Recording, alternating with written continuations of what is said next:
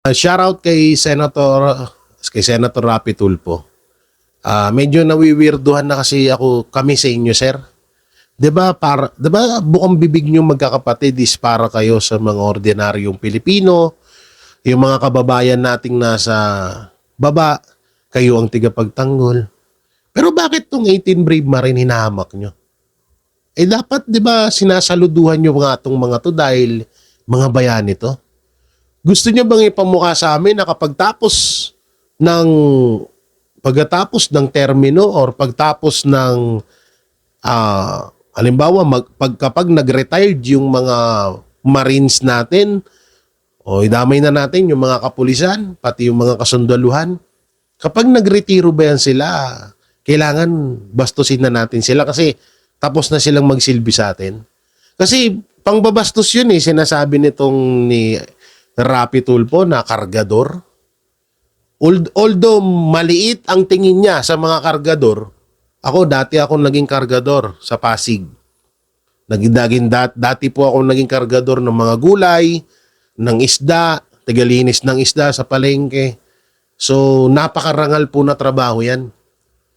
Na para yun ng ibansag mo doon sa mga taong nagsakripisyo. Sa tutusin, ikaw nga, Senator Rapi Tulfo, wala kang nagawa sa bayan. May nagawa ka ba? Ang tagal mo ng senador. May nagawa ka ba? Ang tanong. Kung magsalita nga lang about sa nakawan na nangyayari, hindi ka nagsasalita . Diba? Ngayon lang kayo putak ng kapatid mo. May nangyari ba? Diba? Sayang, no? Alam nyo, sobra kong iniidolo tong mga Tulfo brothers. Pero ngayon, tangina, basura ang puta. Wala, mga basura na . Tingnan yung ginagawa. Kung bastos-bastusin nila yung mga sundalong nagbuwis ng buhay para sa bansa natin. Although, mga ex-marine sila, sabihin na natin may kaso sila, pero puta, isa pa rin sila sa parte ng mga bayani ng bansang Pilipinas.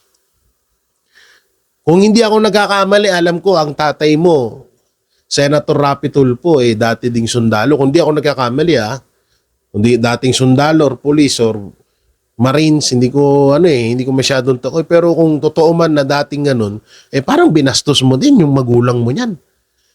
Kasi once na binastos mo ang isang army, ang isang Marines, na ang ginagawa lamang ay kabutihan naman na para sa bayan, putang ina, malaking kagaguhan yun. Malaking insulto yun sa lahat ng mga Marines. Sa retired man or nanunungkul or siya ay aktibo pa rin ngayon. So malaking kabastusan yun. No? Hindi ako sobrang galit dito . Wala akong personal na galit kila Rapi Tulfo, Erwin Tulfo. Pero sa lahat ng BBM senator, mahiya naman kayo sa mga pinagsasabi nyo, putangin na nyo. Kayo nga wala kayong mga record . Anong mga record nyo? Ikaw, Erwin Tulfo, anong record mo? Ikaw, sino ba yung mga panay comment dyan na kargador, basurero? May mga kayo, anong naambag nyo sa Pilipinas? Naber? O baka may mag-comment yan, ikaw, anong naambag mo, Jay? Wala akong naambag, pero pinaglalabang ko ang bansa ko sa pamamagitan nito. O bakit? Mali ba yung sinasabi ko na wag niyong bastusin yung 18 Marines? Hindi pa nga nila iniimbestigahan . Bakit nila agad sinasabihan yung 18 Marines ng mga sinungaling? What if na hingian sila ng ebidensya ng 18 Marines na asan yung ebidensya na magkapatid na Tulfo ng mga sinungaling sila? Aber? Paano nila mapapakita? Paano nila mapapatunayan? Tanong lang Erwin Tulfo at Rapi Tulfo. Asan yung ebidensya nyo na sinungaling at manloloko itong 18 Marines? Di ba puro bunganga lang din kayo? Ang 18 Marines may nilalabas na video, may nilalabas na picture, may nilalabas na may nilalabas na mga ebidensya, mga dokumento, mga papel, mga picture na kung saan nila diniliver. Okay naman yung statement nila, doon lang nagkamali yung about kay De Lima, pero naman agad yun. Nangingi agad sila ng pasensya doon. Ikaw, kayong magkapatid na Tulfo, sir, anong naipakita niyong ebidensya sa amin na hindi dapat namin paniwalaan ng 18 Marines? Wala, di ba? Puro bibig lang din kayo. So what if lang, halimbawa, what if na totoo talaga ang sinasabi ng 18 Marines na tumanggap si Erwin Tulfo or nakatanggap si Erwin Tulfo ng mali-malitang pera? What if na totoo yun? So, papaniwalaan namin? O halimbawa na ipagbalik ta rin namin yung sitwasyon. 18 Marines sa posisyon ni Tulfo na lait-laitin sila ng 18 Marines. Na itong magkapatid na Tulfo ay naging basura na. Sarap. Tangan ng mga panglait ngayon, wala naman kayo naambag sa bansa. Naging senador nga kayo, naging basura naman kayo. Kahit papano yung kapatid niyo si Ben Tulfo, kahit papano okay si Ben Tulfo kahit papano na okay pa rin, pero kayo anong naiambag niyo? Dahil marami kayong nalutas na issue ng mga kabit, ganun ba? Baka sabihin mo, ganun ha? Oo, dahil marami kayong natulungan na binibidyohan nyo naman. Ganun ba? Yung video nyo dun sa tinutulungan nyo, di hamak na laki-laki ng kita nyo dun sa tinutulong nyo eh. Diba? So, wag ganyan, pangit yan. Senador ka pa naman eh. Anong iisipin na lang ng mga kabataan? Isang porket kapag naging senador ka, mamatahin mo na lahat. Ang pangit naman nata nyo. Umayos kayong magkapatid. Wala pa kayong napatunayan sa Pilipinas, kaya wag kayong maganyan. Talagang sinusubukan nila tayo, no? So, may mga bali-balitang ila-lockdown etong Senado. Sa totosin, hindi lang ngayon eh. Noong nakaraang araw ko pa sinasabi yan na hinihigpitan or yung ibang mga empleyado nga dyan ay hindi na pinapapasok. Talagang gusto nilang isarado eh. Alam na natin kung bakit. Dahil syempre, sa Huwebes, ayon kay Senator Rodante Marcoleta ay magkakaroon ng hearing dyan. 'Di ba? Ng Senate Blue Ribbon Committee. Legit, no? Legit the Senate Blue Ribbon sa pamumuno ni Pia Cayetano and Rodante Marcoleta. At kamakailan lang merong interview si yung attorney ng 18 Brave Marines na merong pang 14 na testigo. Hindi ako nagkakamali, 14 or 40, hindi ko alam ha. Hindi ko masyadong sure. Pero may mga bagong testigo at may mga bagong pasabog. Kaya ngayon, siguro natataranta ang mga kupal na mga demonyo na ayaw na pag-usapan itong flood control scam. Kasi nga, lalabas ang mga pangalan. Katulad na lang yan. May ilalabas din si Corley, kung di ako nagkakamali, si Diskaya. Diba? May ilalabas din si Diskaya na 150 na mga pangalan ng mga politiko. Siguro Congress at sa mga mga senador pa yan siguro. So ngayon, baka yan din yung nalalaman nitong mga panibagong testigo na ihaharap ng 18 Brave Marines. Kaya siguro natataranta na sila at kaya siguro ginigipit na nila yung mga empleyado. Ang kawawa lang dito yung mga empleyado. Kung kayo ay nagpapakontrol ayoko lang magmura talaga eh. Sa mga putangin ng mga bossing nyo, wag nyo idamay yung mga empleyado ng Senado, nagtatrabaho lang yan. 'Di ba? Kung kayong mga senador, mga galit kayo sa isa't isa, putanginan yung lahat, wag nyo idamay yung mga staff. Wag nyo idamay yung mga empleyado. Wala silang kinalaman sa gulo nyo. Yang mga yan, nagtatrabaho yan, naghahanap buhay ang mga yan. May mga anak, pamilya, kapatid, magulang na pinapakain, pinapaaral at ginagastusan niyang mga yan. Putanginan yung lahat. Hindi ko na tawag dito, hindi ko na sige, idiin na natin. Etong sinasabi ko sa lahat ng BBM senador, tanginan yung lahat. Gawawa yung tao sa inyo. Yung ibang mga empleyado hindi na makapasok, paano na lang yung hanap buhay nila? Buti sana, sige, sabihin nyo na i-lockdown nyo yung Senado na yan. Sa loob ng isang buwan, sige, ando na tayo. Basta ituloy nyo yung sahod ng yung mga empleyado dyan sa Senado. 'Di ba?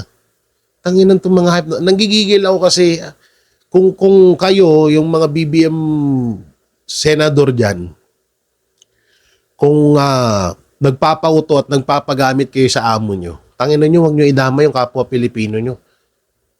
Pera na nga namin yan eh. Di pa ba kayo nahiya doon? Pera na namin yung ibinibigay sa inyo para sumunod kayo. Pera din namin yung pinapasahod sa inyo, mga putang ina nyo. Tapos pati yung kapwa nyo Pilipino, pinapahirapan nyo pa. O ngayon, ila-lockdown yan. Sino mahirapan yan? Kayo? Tangin na nyo, yayaman nyo, paano kayo mahihirapan? Ang mahihirapan dyan, yung mga kapwa ko Pilipino, yung mga kababayan natin, ang mahihirapan dyan, yung mga nandyan na nagtatrabaho, na yan lang din yung tanging nila, tanging hanap buhay nila, tapos pati sila madadamay dyan sa kawalangian at kademonyohan na pinagagawa nyo. Pero okay lang, sige, okay lang. Darating din naman din yung araw na sisingilin namin kayo lahat. Darating din yun. Hindi naman panghabang buhay ang kapangyarihan nyo. Bukas sa makalawa, babaliktad at kami din naman yung mga nasa taas. Pero po tayo na nakakagigil. Pasensya na ho kayo kung napapamura ako. Nakakagigil na kasi kawawa yung mga tao. Yung mga empleyado dyan sa Senado na nadadamay sa kawalangyaan nitong BBM senator na to. No? So bukas nga pala may upload po ako. No? May upload po ako kung saan mapag-uusapan natin itong pag-lockdown. At sino nga bang nag-utos nito? At sinong kilalang TV personality na tatanggalin sa kanyang relihiyon dahil nakatanggap din siya ng mali-malitang pera. So bukas mga banateros ay abangan yan. Mga banateros, dahil nagkaroon ng malakas na lindol sa Davao, nabuhay din po ang mga utak lugaw ng mga loyalistang tanga, dilawang tae, mga kakampwet na mga vlogger. Ito sinasabi nila lagi. Sinasabi nila ngayon na wag daw manghingi ng tulong ang Davao sa tinatawag nilang bangag. Ito lang. Unang-una, hindi kailangan ng Davao ng tulong na manggagaling sa presidente. Pangalawa, dapat lang na magbigay ng tulong ang presidente sa Davao dahil may sakuna doon kung nung eleksyon nga nakapagbigay sila ng ayuda eh. Ngayon pa kaya na may trahedyang nangyari doon sa isang lugar. 'Di ba? At ang higit sa lahat dyan, hindi pera yan ni BBM, bobo. Sa lahat ng mga nagsasabi dyan na wag daw manghingi ng tulong ang Davao City sa Orang Mindanao daw sa tawag dito sa kay Bangag. Sa tinatawag nilang Bangag, wag daw manghingi. Tangina, pera namin 'yan. Gago, pera ng bawat Pilipino yan, hindi yan pera ni Marcos. Ayaw man sa hindi niya, kailangan niyang ibigay yan dahil yan talaga. Putang ina, nung election nga 'di ba? Samot-sari yung ayuda nyo sa mga pinupuntahan na samot-saring ayuda yung pinamimigay ni Romualdez at Marcos Jr. sa mga tao para lang dayuhin yung kanilang campaign. O may video yan. 'Di ba? May video yan. Sinasabi pa nga ni SB noon na $500 million ang pinamigay ni, 'di ba? O sabi pa ni Luistro, kapag si speaker, may mga ebidensya, baka sabihin nyo fake news na naman ako. So kung nung botohan na wala namang sakuna na nangyari or wala namang pandemya or pandemic na nangyari, namimigay nga sila ng ayuda yan pa kaya? Tsaka walang pakialam dyan si Marcos Jr. Kailangan niyang ibigyan ng tulong yung mga taga Mindanao na nasalanta ng lindol. Pera ng taong bayan yan. Hindi yan pera ng pamilyang Marcos. Pakyo kayong lahat. Kung sasabihin nyo na yung mga tinatawag, yung mga taga Mindanao na tumatawag na bangag kay BBM, wag manghihingi ng tulong, ulol. Bakit? Hindi karapatan nila yun. Karapatan nilang matulungan. Pera din nila yan. Lahat ng kahit ikaw, na bobong vlogger ka, kahit tanga-tangang viewers ka, may karapatan ka sa pondo. No? Ang walang karapatan dyan, si Marcos Jr. Alam mo kung bakit? Una-una, pasahod natin siya. Presidente siya. Oo, nandun na tayo sa puntong yun. Pero hindi niya dapat pakialaman or hindi niya dapat pipiliin lang yung mga tinutulungan niya or tutulungan niya. Porket galit siya, bawal, hindi niya tutulungan. Katarantaduhan yun. Tsaka ang Mindanao, kung saan man tong, kung sa Davao City man, sige, sabihin na natin sa Davao City man tong Lindol. Una-una, ang Davao City walang utang. Pangalawa, wala na ring pondo yan. Pangatlo, sobrang yaman ng Davao. Kung magbibigay man, kung wala mang magbigay o hindi man magbigay si Marcos Jr. ng tulong dyan sa Davao City, kaya nilang mabuhay at tumayo ulit dyan. Hindi nila kailangan ng tulong ng presidente nyo, gago. Sa mga vlogger. Ha? Alam ko naman mapapanood nyo to eh. Ha? Sige lang. Alam nyo, kahit kayo, una-una sa totoo lang, nakalista na din yung mga pangalan nyo eh. Bakit? Kasi, biruin nyo, tumatanggap din kayo ng pera galing sa pondo. Galing sa pondo ng taong bayan na ninakaw ng mga amo nyo. So, ibig sabihin, pare-parehas lang din kayong mga makukulong pagtapos na yung termino ng amo nyo. Huwag kayo maniniwala doon sa sinabi ni Tito Soto na private citizen siya. Anong problema doon? Walang ganun. Katangahan lang ang nag-iisip ng ganun. Oy, pakisabi dyan, oy, mga trolls ng mga vlogger, oy, mga basher, sa inyo to, kay Senator Win Gatchalian.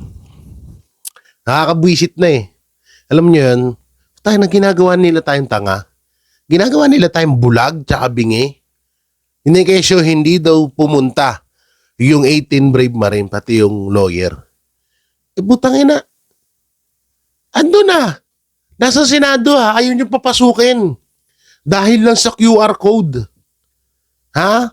Tapos sasabihin nyo, hindi kasi, nakakalungkot kasi hindi po dumalo sa ating sa ating sesyon ng 18 kargador daw. Ay, tawag nila 18 kargador. Tangina.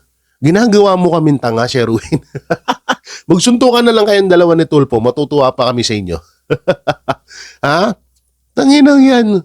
Kitang-kita ng dalawang mata namin na nandun sa Senado. Ang 18 Brave Marine. Diba? Kasama yung yung kanilang attorney, kasama si Senator, sinundo pa nga ni Senator Robin Padilla. Tapos tawag dito, sasabihin nyo, hindi sumipot. Ilang oras kayong pinag-antay? Tanga, walang ganun. Kitang-kita namin. Baka nakakalimutan nyo, nasa year 2026 na kayo na kung saan upgraded na. May social media na, may camera. Anytime pwede kang mag-post, kahit saan pwede kang mag-post. Nakikita na yun ng tao. Ultimong bata, kita nila. Ultimong matandang hindi nakapag-poly din sa pustiso nila, kita nila yun. Ha? Ultimong mga adik na sumusubaybay sa hearing nyo, kita nila yun. Tapos sasabihin nyo, hindi kayo sinipot. Nako, ewan ko na lang talaga. Mga katangahan nyo. Tapos ngayon, sisisiin nyo kami, magagalit kayo sa amin pag may nasasabi kaming pangit laban sa inyo. Tingnan yung pinaggagawa nyo. Lantaran na eh. Lantaran na pag parang gusto nyong mangyari. Gawin namin, bulag kami. Isipin namin, bulag kami. Isipin namin, bingi kami. Ganon ba gusto nyo ipahiwatig? Samahan pa nung isang senador na may paturo-turo pataas? Ulol, dapat pa ganon ng turo mo. Demonyo. Tanginan itong mga ito ginagawa tayong tolonggis eh, no? Akala nila siguro hindi natin alam. Sa feeling nyo, hindi namin alam yung mga pinagagawa nyo? Feeling nyo, hindi namin nakikita kung ano yung katotohanan? Ganun ba? Feeling nyo, porket senador kayo, papaniwalaan namin kayo agad? Ganun ba gusto nyo? Anak ng timang naman tong mga to. Buisit, di ba? Anak ng timang, andun sa baba ang 18 Brave Marine. Ayaw papasukin. Iniimbitahan nyo, pero ayaw nyo papasukin. Diba? Tapos sasabihin nyo, nakakalungkot po eh. Nakakalungkot. Lungkot. Lungkot mo. Ulo mo. Ang ginagawa mo kaming tanga. Nasampal ko na naman tuloy yung cellphone ko. Ginagawa mo na naman kaming tanga. Ginagawa nyo kaming tanga eh. Diba? Tanga na, kami nagpapasahod sa inyo dyan. Tingnan mo, dalawa pa yung hearing. Isang legit hearing, isang fake hearing. Kada hearing, milyon-milyon ang ginagastos. Bukang bibig nyo sa amin, kada tatakbo kayo ang magbabantay, magtataguyod, magtatanggol ng inaapi. Putang ina, yung hearing na yan, para lang yan sa mga bossing nyo. Hindi para sa mga Pilipino, ordinaryong Pilipino. Para lang yan sa mga kapwa mo senador na pilit yung pinagtatakpan. Para lang yan sa mga congressman na pilit yung pinagtatakpan dahil involved sila sa mali-malitang pera na ninakaw ni Marcos Jr. at Martin Romualdez. Ang inang tong mga hayop na to, di pa kayo magkamatay no? Di sa totoo lang, yun na lang talaga ang purpose niya, di pa kayo magkamatay. Ginagawa nyo kami sinungaling ginagawa nyo kami tanga. Sige, mga banateros, mga kabiyaya. Isipin nyo, bulag kayo ha. Isipin nyo, wala kayong nakita. Isipin nyo, bingi kayo. Kunwari, wala kayong naririnig. Kunwari, wala kayong napanood na yung 18 Brave Marine nasa baba na ng Senado na ayaw nilang papasukin. Kunwari, ganun ha. Ganun na lang gawin natin. Yun ang gusto nilang gawin natin Di ba? Win Gatchalian at saka Erwin Tulfo. O eto mga banateros, mga kabiyaya, panoorin nyo etong sinabi ni Erwin Tulfo na kung saan siya mismo ang bumabanat sa sarili niya. Kaugnay sa di umano'y milyon-milyong kickback mula sa flood control projects na dineliver daw nila sa ilang mga opisyal, kabilang na po sa inyong lingkod at maging sa isang pare. Ito po ay walang basihan, walang katotohanan, ni walang naipresentan dokumento, resibo o anumang konkretong patunay, kundi puro salita lamang. Sabi niya rito, ito daw ay walang basihan, walang katotohanan, ni wala daw ebidensya or dokumento or resibo. Tangina. Sa tinagal-tagal ng may presidente na paiba-ibang presidente, paiba-ibang mga kawatan sa gobyerno, kailan nagkaroon ng resibo yung mga magnanakaw? O halimbawa, nagnakaw si Romualdez, kailangan may resibo. Sino ba naman tangang magnanakaw na kailangan pa ng resibo? Kabobohan, di ba? Tsaka ito, hindi mo pa nakakausap, hindi nyo pa hindi pa ninyo na sa hearing, sa investigasyon, etong 18 Brave Marine. Bakit mo sasabihin na ito'y walang katotohanan? Doon pa lang di ba? Doon pa lang lumalabas na kahit anong pagpapapatawag nyo, kahit ilang milyong beses pa yan, talagang pamumukain nyo lang sa taong bayan na sinungaling ang mga testigo na yan. Yan ang mangyayari dyan sa hearing na yan. Biruin mo, wala pa nga investigasyon. Hindi pa nga kayo nag-iimbestiga, hindi nyo pa nga naririnig. Although nagkaroon na ng hearing at kasama yung legit na Senate President. So, doon naliwanagan ng taong bayan. Pero, biruin mo, sasabihin mo agad na walang katotohanan, walang basehan. Senador ka pa naman. Chairman ka ng Blue Ribbon Committee, sabi mo, ayon sa paniniwala mo na kahit hindi naman talaga ikaw. Parang wala kang pinagkaiba kay Ping Lacson. Si Ping Lacson, ganyan na ganyan din katulad sa'yo. Na sinabi niya na sinungaling, hindi nyo pa nga naiimbitan, hindi nyo pa nga naririnig yung salaysay nila, tapos sasabihin niya, sinungaling. O ngayon, eto ang tanong. Paano mo kami mapapaniwala na totoo yung sinasabi mo? Maglabas ka din ng resibo, sabi mo yan. Maglabas ka din ng resibo, maglabas ka ng ebidensya kung totoo yung sinasabi mong sinungaling ang 18 Brave Marine.